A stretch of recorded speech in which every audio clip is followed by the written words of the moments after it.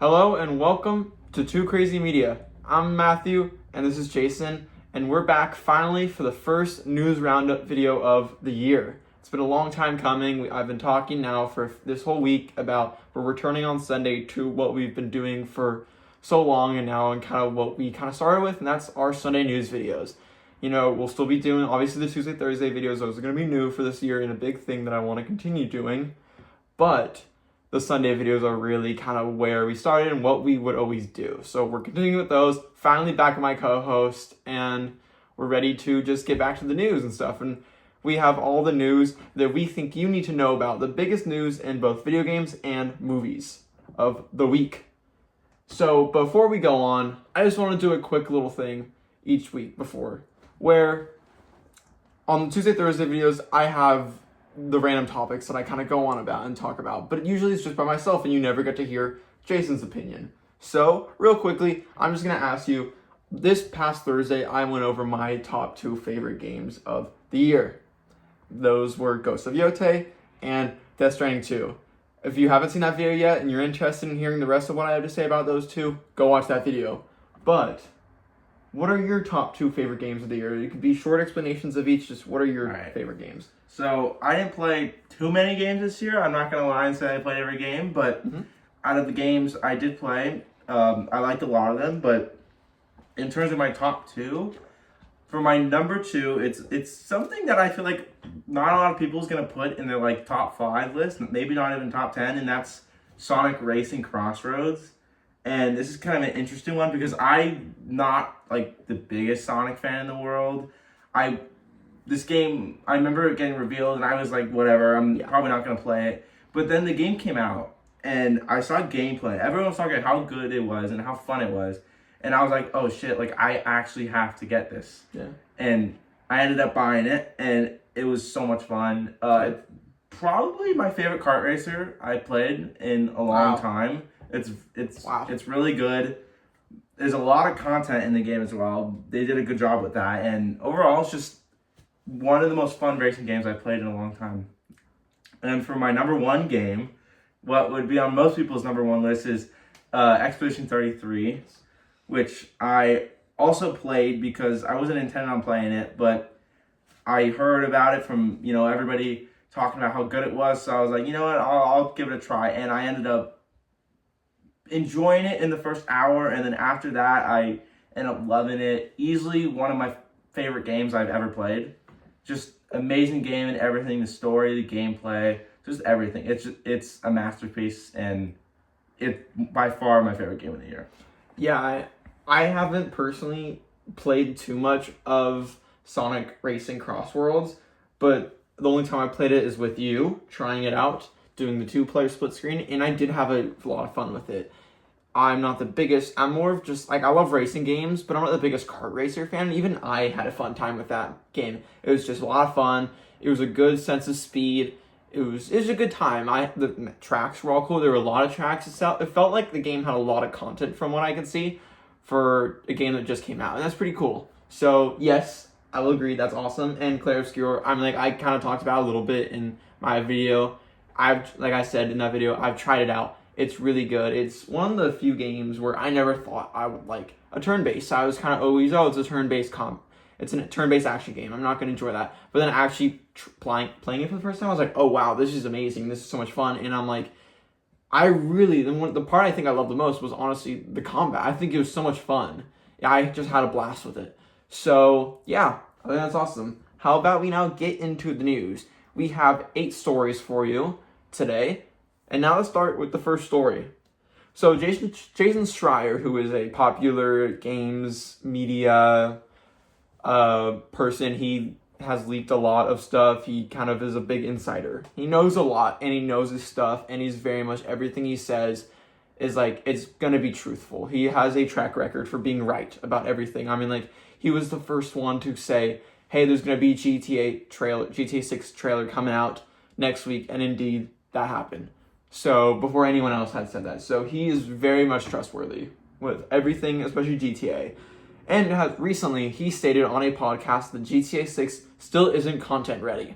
But many have misunderstood his comments as the game will be getting delayed again.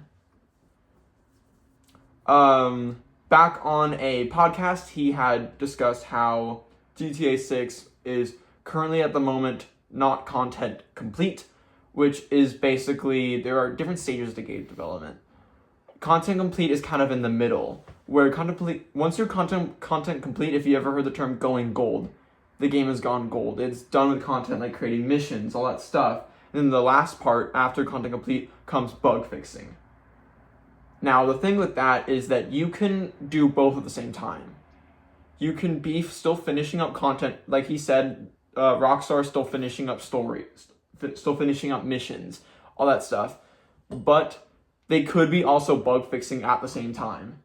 And so while he didn't outright say he believes there will be a delay, he did say that no one at Rockstar currently knows whether or not GTA 6 will be delayed or not. And that's obviously because we are 10 months away from release. They wouldn't know it no matter what.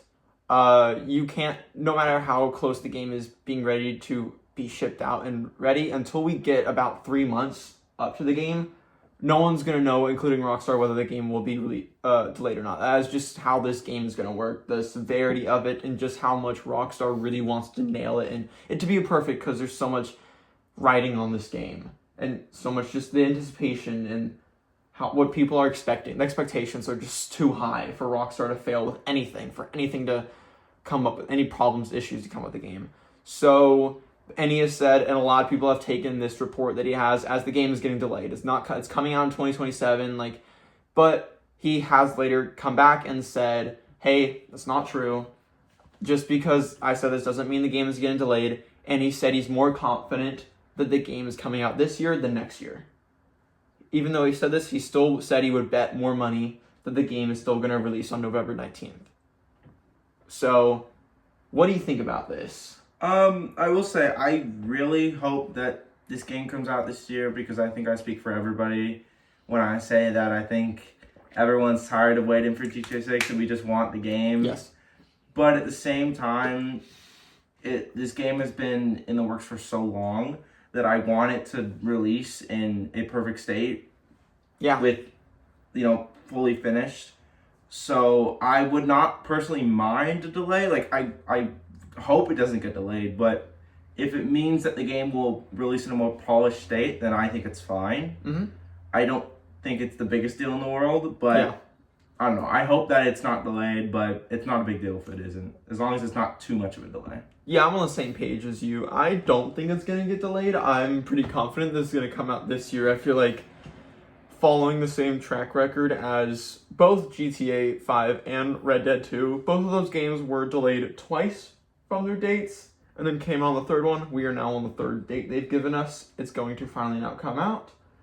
I think it's just a pattern that happens with every Rockstar game, or that's happened with the last two. So I feel like it's a similar one that's going to happen with GTA 6.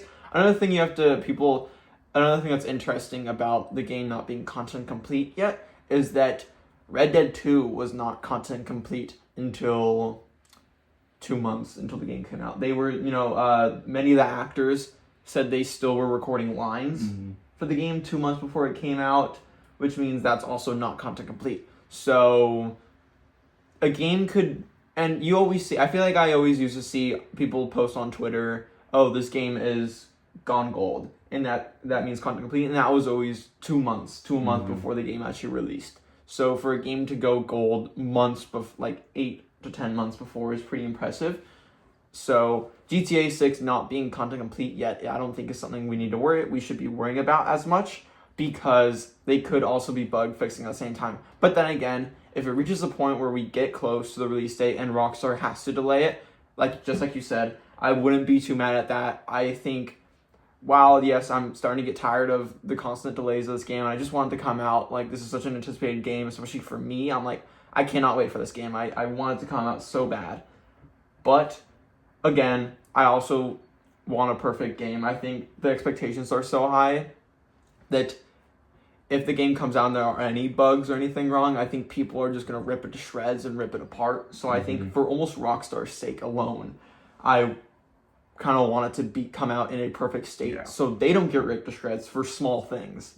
So, because people are definitely going to be really diving into the smallest minutia of details in the game. Which I disagree with, because I feel like with a game that's been, wanted for this long, I feel like people should just enjoy it because it's GTA 6. I mean, who cares if there's one tiny little glitch? It's like, at least it came out, I think a little side question to propose about this is, do you think GTA 6's online mode will come out this year, or will it come out in 2027? 100% 2027. Yeah, 100%. All the other GTA 5 online didn't come out until it was almost like a year. No, it was a month after. A month after. Yeah. I think that it will definitely be longer. I think definitely, probably. Oh no, it's actually a few months after. Yeah, I think early or mid 2027 for sure. I'm for sure certain that GTA 6 Online will not come out till 2027. Who knows if it will be a January release or a February, even a March or April release. I think that Rockstar are going to kind of take their time to really kind of maybe step away almost from GTA 6 Online for a little bit and just make sure they have all hands on deck on GTA 6 on the story, making sure that the campaign and single player mode is just fully finished and ready to go in November so they can ship that, and then put all the rest of their hands back that they removed from online back on online once that releases, once they're ready to have it in a state where they can release it and kind of get back to that. So yes, I do, but yeah, I think obviously, and I think it's a smart thing to release online much further after the single player comes out, because people always gravitate. I feel like people are going to gravitate. A lot of people are going to gravitate towards the online version just because that's what has survived with GTA 5 for this long and is still big. I've still been playing GTA Online recently, so it's just a game that has survived for long. And obviously Rockstar wants people to experience their single player games and their single player modes.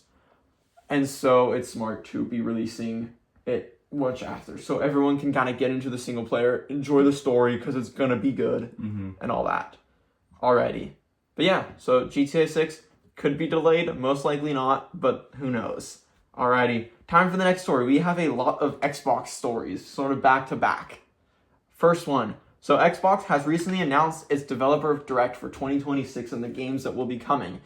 If you don't know, the Developer Direct is something that Xbox has been doing for the last 3 or 4 years now. And it's basically a showcase where they have anywhere between 3 to 5 games upcoming in the year of the Developer Direct. And kind of just talking about more, we kind of get a deep dive with the developers where we get to go to the studio that's creating the games. The developers kind of interview, kind of talk about the games. We get to see gameplay. We get to see kind of features and stuff like that. And it's just a big deep dive. And every single one has been really well received. It's just awesome to kind of see and hear from the developers themselves while also seeing a lot of gameplays. It's been super interesting. Every single one I've watched and I've loved. And I just think Xbox has really knocked it out of the park every year with Developer Direct. And with the games they just announced for this year, this has to be easily my most anticipated one yet. So, the 3 games that Xbox has announced for the Developer Direct this year are Fable, Forza Horizon 6, and Beast of Reincarnation. Kind of going through each of them. Beast of Reincarnation, that's probably the smallest one and the least known one out of these 3. That one is being developed by Game Freak. Is it Game Freak? Yes, Game Freak. Yeah. And Game Freak, if you don't know, those are the developers behind all the Pokemon games, which is a little funny that they are now working with Xbox on a game that has nothing to do. I remember when this game was first announced last year at the Xbox Showcase in June, and everyone kind of watching and being like, Game Freak? Like what? Everyone just kind of being so shocked when they saw Game Freak's logo in the trailer. And the game looks really interesting. I think a lot of people when watching kind of pointed out how cool the game looked. It very much kind of looks almost kind of like a Soulsy game in terms of the combat, but very kind of post-apocalyptic. So if you have not seen gameplay or watched the trailer yet, give it a watch. I feel like most people don't really know about this game that well, and that's why I'm kind of glad it's going to be at the Developer Direct, so we can kind of see more, so we can delve deeper into the game. Alrighty, and then the second game that has been announced for is Forza 6. This is probably what I'm most anticipated for. If you know me, I'm a big Forza fan. I love Forza Horizon. It's one of my favorite gaming franchises of all time. I've played all of them countless hours. So I am just so excited for Forza 6 to finally see it. I'm like, this game looks like it's going to be amazing. It just really does seem like this is the location, Japan, that everyone has been waiting for a Forza game. This is the most anticipated location yet. I can't wait. It's the first Forza Horizon game to be fully current gen for Xbox Series X and PS5. And I just think it's going to look awesome. I cannot wait to see it at the Developer Direct. That's easily what I'm most excited for. And I think just this being there alone makes it my most anticipated Developer Direct. And then finally, Fable. Fable is also from Playground Games, which is crazy how they're working on 2 games at once. But then again, it is kind of 2 teams in Playground Games working on each one separately. Fable is running on the Forza Tech engine made by Turn 10 Studios and Playground Games, which is awesome. We've seen a couple glimpses of gameplay in past trailers, but nothing too much, and especially nothing sort of really much. Like, we don't know much about the game. We've seen it a couple times at Xbox showcases, but I'm excited to finally dive deep into it, to learn about it, to really hear what the developers have to say, and I think this being at the Developer Direct it really does give me good signs that this is going to come out this year, because I thought out of all the Xbox games coming out this year, because there's a lot, this would be the one that could be pushed to 2027. Now I feel like maybe not. Maybe we will actually be seeing this game this year, and they're confident it could be releasing maybe sooner than we think.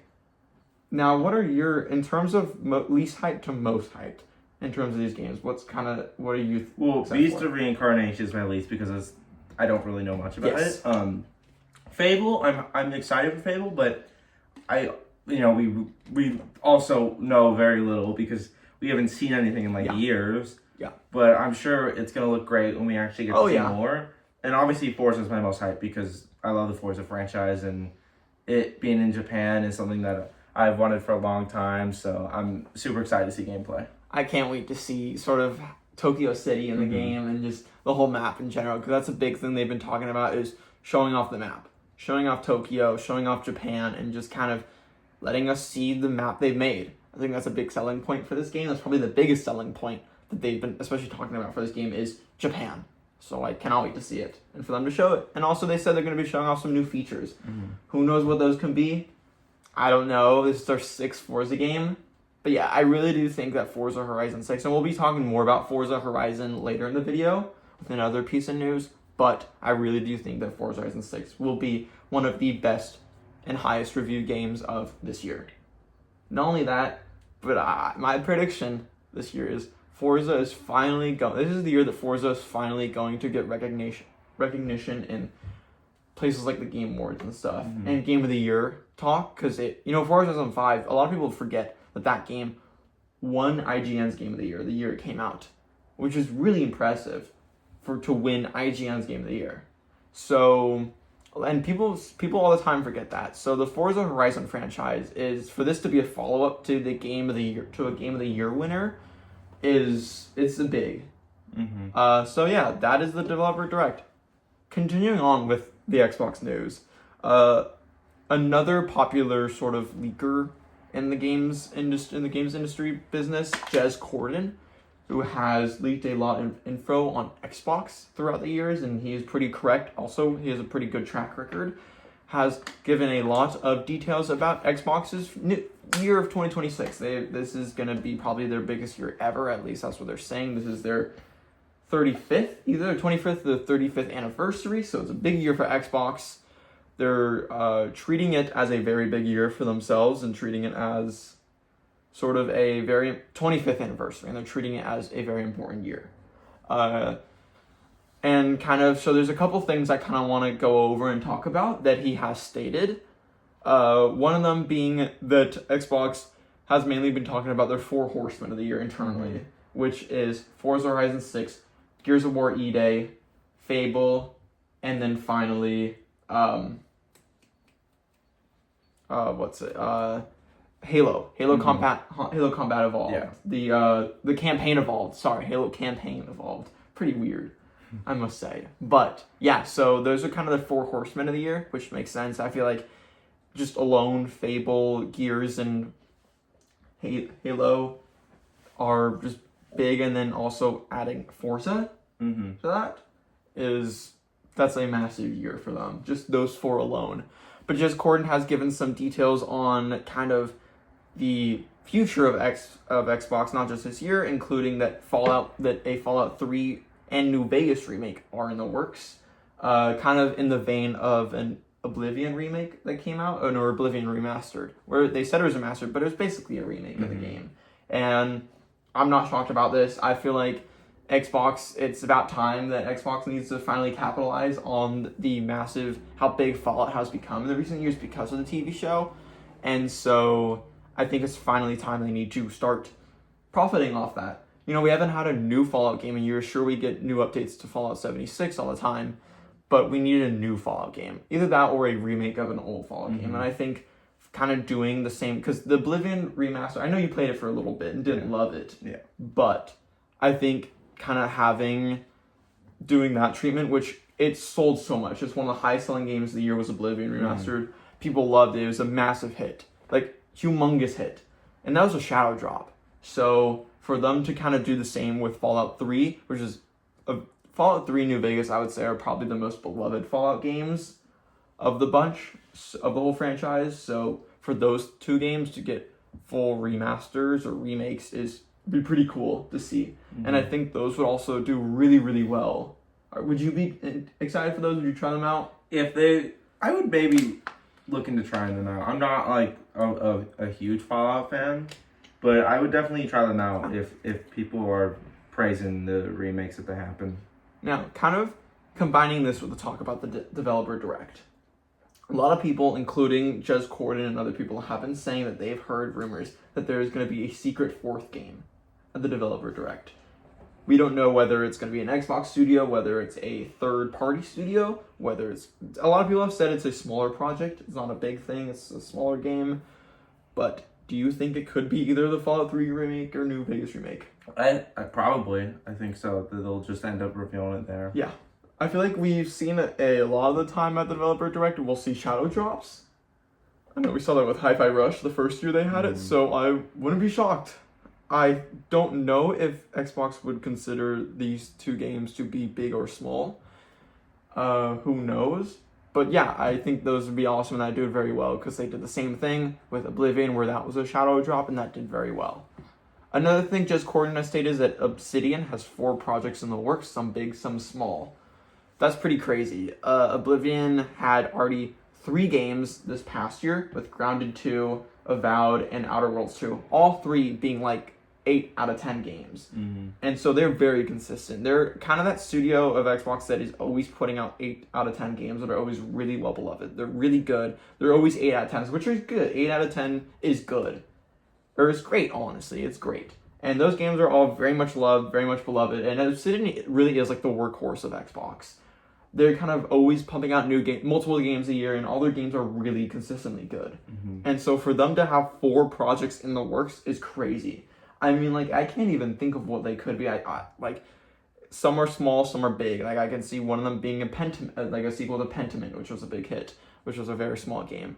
I could see an Outer Worlds 3, a Grounded 3, an Avowed 2, something in that vein. I mean, like, Obsidian, a lot of people forget that Obsidian, long time ago, were the creators of Fallout New Vegas.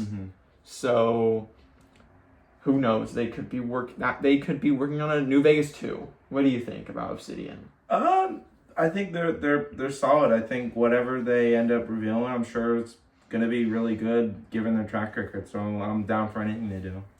Do you think that whatever the 4 games they've got could be the 4th secret game at the developer direct?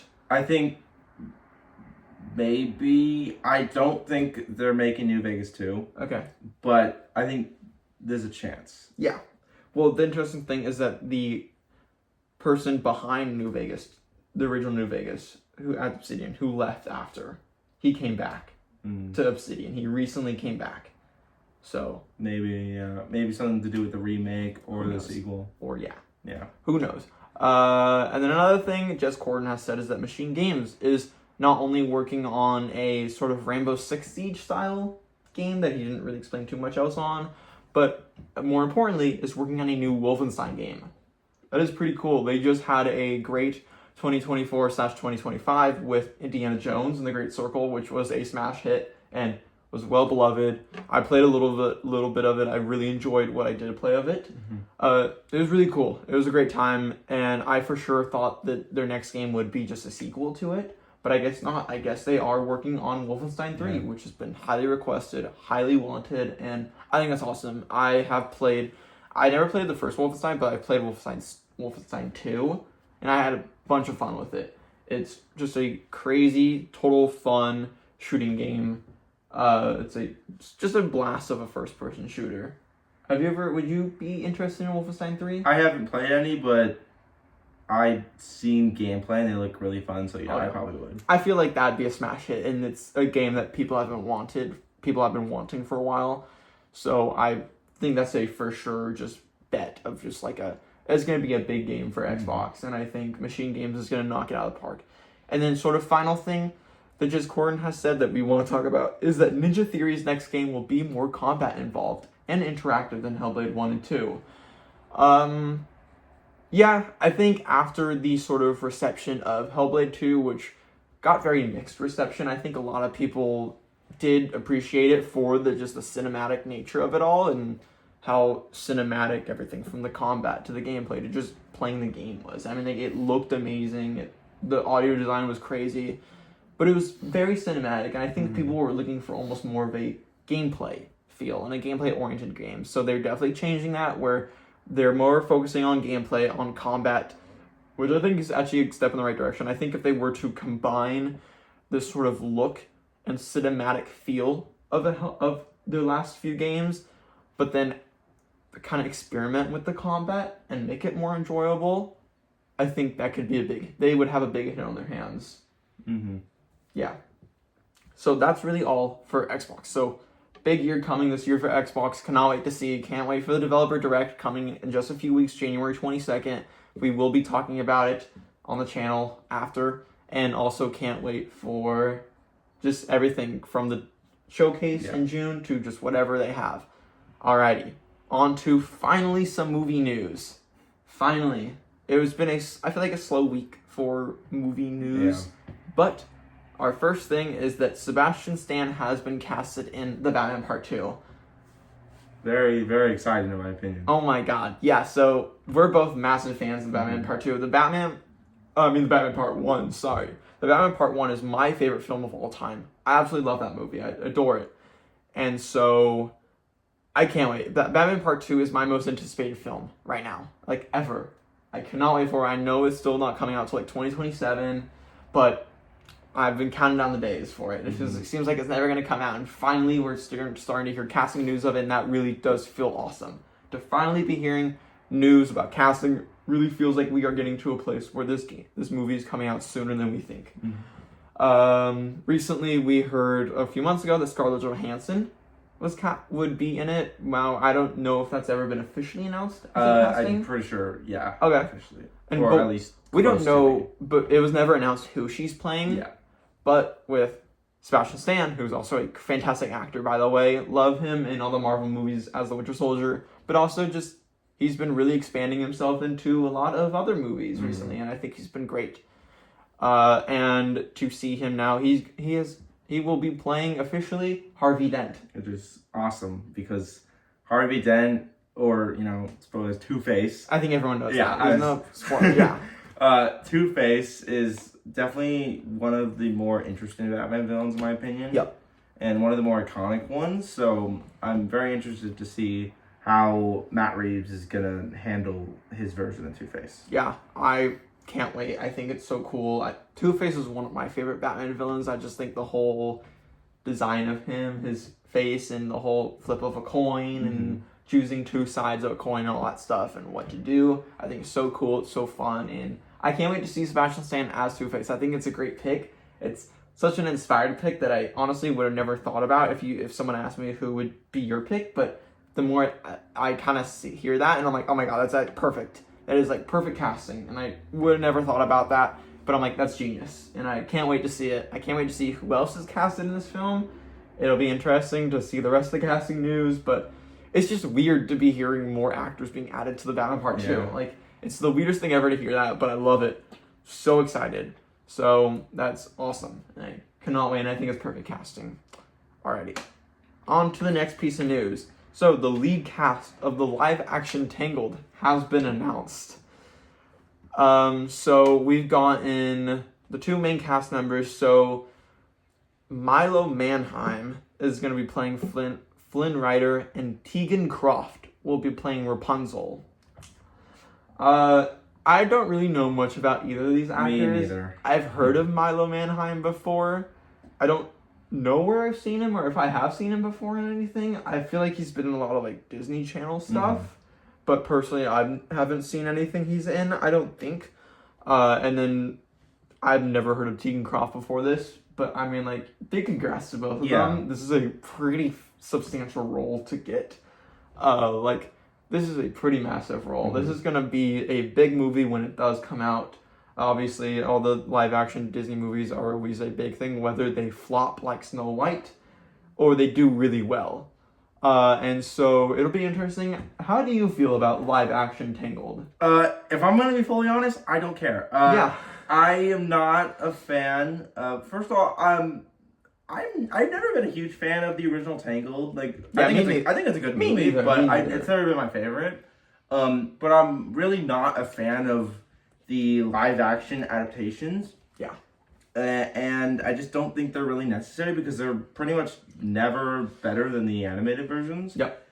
And I just, it's not the casting's not a problem. I think they did a good job with the casting. It's just not something that I really care about. I feel like from what I've, the opinions I've seen on the internet, not a lot of people are, really looking forward to this movie at all. Yeah, I agree.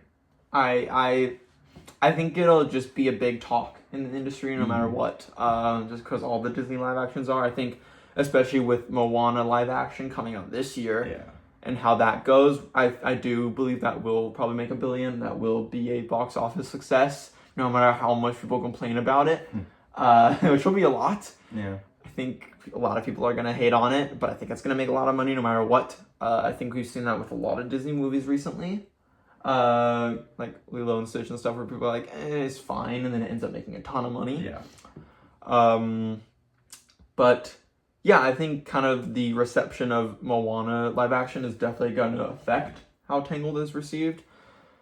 I think I'll probably see it in theaters, but it's not something I'm anticipating. I just think this is definitely a big casting news, because it's a pretty big role already. Sort of a smaller thing we're going to talk about is that earlier this week there was a new game show called the New Game Plus Showcase. This was a game showcase that started this year. It's the first time run by a bunch of YouTubers and streamers and content creators who all just wanted to create their own video game showcase that was fully self-funded. No companies paid money to be there. No one's funded anything. It's just themselves, which is awesome. I think it's great. And I think we need more of content creators and people kind of stepping up and making their own game showcases. I think it's awesome. I think, KindaFunny, who we're very much inspired by and big fans of, that's also, they every year do a little game showcase where they kind of have a bunch of indie developers come in and talk about their games and announce stuff. So I think them having these content creators doing a similar thing is pretty cool, just on a bigger level. I think there were around 45 games shown off, and it was a 4-hour thing. I only caught about maybe 30 minutes of it, I'll be honest, I didn't love the way it was kind of formatted, where they showed 3 trailers at a time, and then after the third trailer for that third game, they would have a long interview about it, and some interviews would last 15 minutes, and it kind of just really slowed it down. And then I was kind of there for the trailers and to see, and obviously they said there were no new game announcements, but to kind of just see more updates on a lot of games and maybe discover a new indie game that I just haven't heard of yet. And it was kind of really boring, where I ended up just kind of looking at everything that was revealed after on a website, just scrolling through. And so, but I really do think it's the first year they can fix and change things up for next year, and I'm excited to see kind of it happen every year in January. I think it's great, but we just kind of want to talk about some 3 big things that were announced. So one of them being that we kind of got a new look at Blood of the Dawnwalker. This is coming from a studio that is just built up with a lot of developers from from past CD Projekt Red developers. These are the team behind, Witcher 3, some people from Cyberpunk 2077. They left CD Projekt Red, and they came to make their own new studio called Rebel Wolves, and are working on a AAA open world single player dark fantasy RPG called Blood of the Dawnwalker. We've seen this game a couple times now, and we got a long developer interview for it during the showcase. They confirmed some stuff about the game, showed off new gameplay. There's going to be things like romances, kind of talked about features like the difference between day and night, the difference between like just fighting with a sword and being a vampire and getting to fight with those powers, and how the story works and all that stuff. And I think it is interesting. Kind of curious to see, when it comes out and just how it's going to be. This seems like one of those kind of indie games that kind of is AAA, but almost kind of looks very interesting. Like I don't want to say that it looks very Unity AAA, but it looks very Unreal Engine, which I think it is Unreal Engine, if I'm not mistaken. And there's nothing wrong with that. I just think that kind of has a look that I am very used to seeing now these days with a lot of these games from new upcoming studios, and I think they could all work really well. And who knows, I am looking forward to Blood of the Dawnwalker. I think the more I see about it, the more I am interested. I will definitely be trying it out when it comes out. It's a game that interests me. Who knows when it's going to be coming out? They've said this year, but who knows when. Another thing they announced at the New Game Plus showcase is that Crimson Desert, they kind of talked about that more. That game is coming out in March, so pretty soon from now. I know every single time we see gameplay or anything like that game, it just doesn't look real. I think we've been seeing that game for years now, and it does not look real at all. But alas, it is real. People have played it. They've said it is very real, and the game looks crazy. It looks like a weird mix between Red Dead Redemption, Witcher, Elder Scrolls, even Zelda. It's just kind of this weird mashup of a bunch of games, and it looks awesome. And I can't wait for it. And they a big thing they talked about is that the map is said to be 2 times bigger than Skyrim's map, and is also bigger than Red Dead Redemption 2's map, which I think has its positives and negatives as well. I think having a big map is cool and all, but if it's a big map with nothing to do in it, and just a bunch of procedurally generated trees and stuff, and with absolutely nothing, and just big areas of nothing, then it's bad. I'd rather have a smaller, more condensed map with something to do around every corner than a massive map with nothing to do. How do you feel about that? Yeah, I honestly think that when games, when they announce that, our map is going to be super big, I think that that's not necessarily a super positive anymore. Yeah. Because I feel like people have kind of, developers have kind of realized that the key to making a good map isn't necessarily the size, but the content that's in it.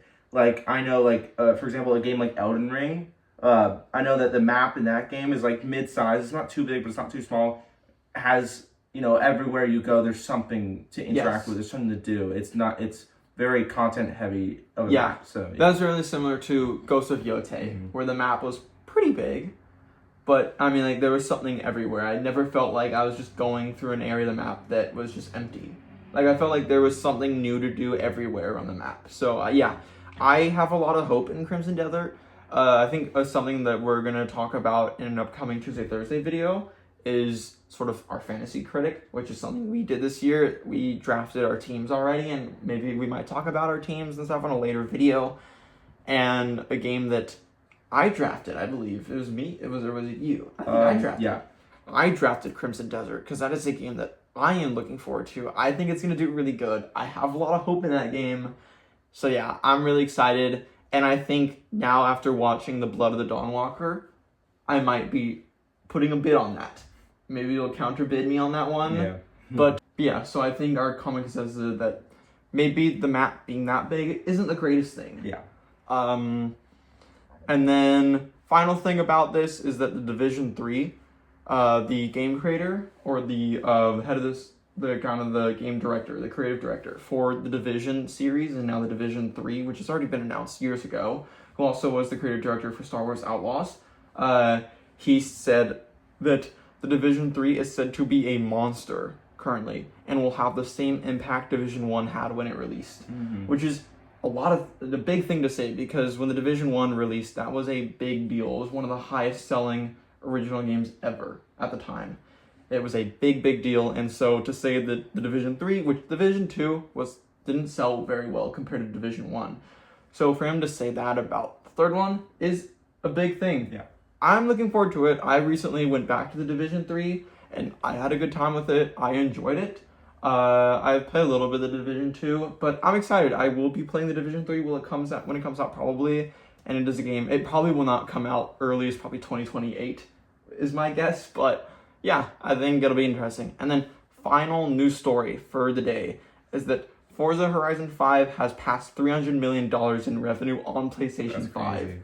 That is insane. So that's absolutely wild. So this actually comes from an article from Eurogamer, written by Vicky Blake. It states, according to Alinea Analytics analyst Reese Elliott, where Forza Horizon 5 has reportedly sold more than 5 million copies on PS5. And it means the 4-year-old port has generated an estimated $300 million for IP owner Microsoft. That is insane. That is bonkers. I mean, I think I remember seeing that Forza Horizon 5 was one of the highest selling games on PS5 in 2025, which is crazy. This is the game came out in 2021. Yeah. And for it to come out, re-released 2025 on a new console, and for it to sell that much, it's crazy. Is insane. I mean, for anyone denying how big the Forza Horizon franchise is, it's a juggernaut. It is by far, other than Gran Turismo, which has also been doing amazing the past few months. I mean, they've had reported around 30 million players right now on Gran Turismo 7, and that's insane. That game is also popping off right now and doing crazy for them. But I think Forza Horizon 5 is also doing well, and that's just on PlayStation 5 alone. Imagine how much it's sold and made on Xbox, since it launched. Since it's launched in 2021, and it's now 2026. Yeah.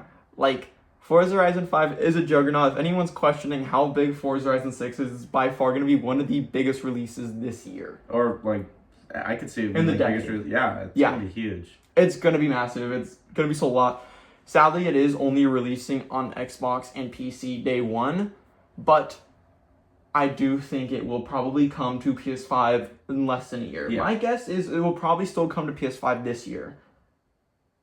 I think probably Forza Horizon 6 will probably release in the next few months, whether it's April or May, is my guess. March, April, or May, honestly. It could release in 2 months. I wouldn't be shocked. And I think probably following that, I wouldn't be shocked if we get Forza Horizon 6 on PS5 in September. It would be maybe 3 months after, 3 or 4 months after would be my guess, which I think is great timing. And I think that's just going to boost your sales of that even more. And my hope is to propel it to possibly being, I don't think it'll ever win Game of the Year at the Game Awards. It could, who knows? I don't want to count it out. If it really is as good as everyone thinks it's going to be, I think it could. But I think it will finally actually get the recognition it deserves, where it isn't just nominated for Best Racing Game. Because I think it should be nominated for more, and it should get more recognition. I mean, IGN gave Forza Horizon 5 Game of the Year. I think it deserves to be looked at more at the Game Awards as well. Yeah. And I think it will be.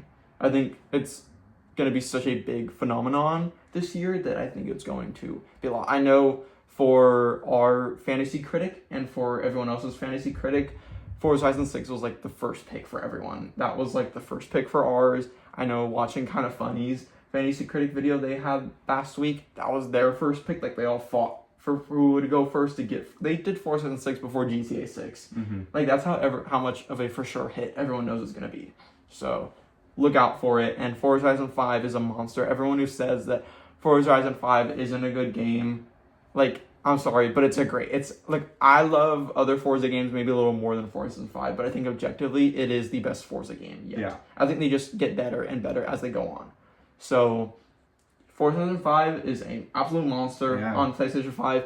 It is outselling most PlayStation exclusive games. It's pretty funny. Which is hilarious and crazy, and I think is a reason why we're not seeing Xbox exclusives anymore because of how much money they're making on PlayStation.